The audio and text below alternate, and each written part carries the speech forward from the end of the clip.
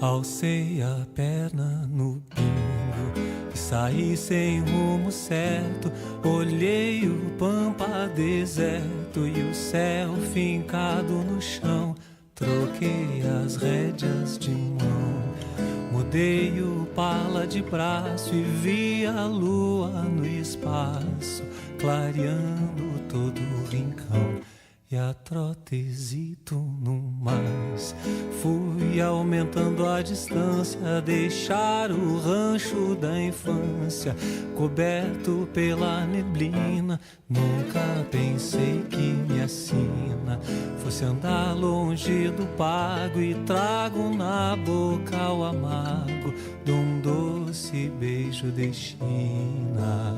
Sempre gostei da morena, é minha cor predileta, da carreira em cancha reta, de um truco numa carona, de um churrasco de mamona, na sombra do arvoredo, onde se oculta o segredo, num teclado de cor-de-rosa. Cruzo a última cancela do campo pro corredor e sinto um perfume de flor que brotou na primavera. A noite linda que era, banhada pelo luar, tive ganas de chorar ao ver meu rancho tapera. Como é linda a liberdade sobre o lombo do cavalo e ouvir o canto do galo anunciando a madrugada. Dormir na beira da estrada num sono largo e sereno e ver que o mundo é pequeno e que a vida não vale nada.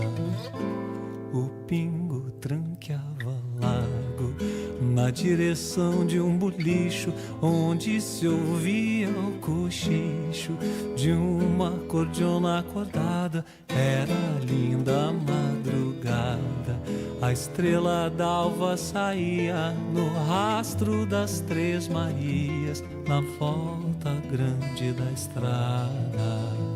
Era um baile, um casamento, quem sabe algum batizado. Eu não era convidado, mas tava ali de cruzada, bolicho em beira de estrada. Sempre tem um índio vago, cachaça pra tomar um trago, carpeta pra uma carteada. Falam muito no destino, até nem sei se acredito. Eu fui criado solito, mas sempre bem prevenido. Índio do queixo torcido, que se amansou na experiência. Eu vou voltar pra querência, lugar onde fui parido. Eu vou voltar pra querência, lugar onde fui parido.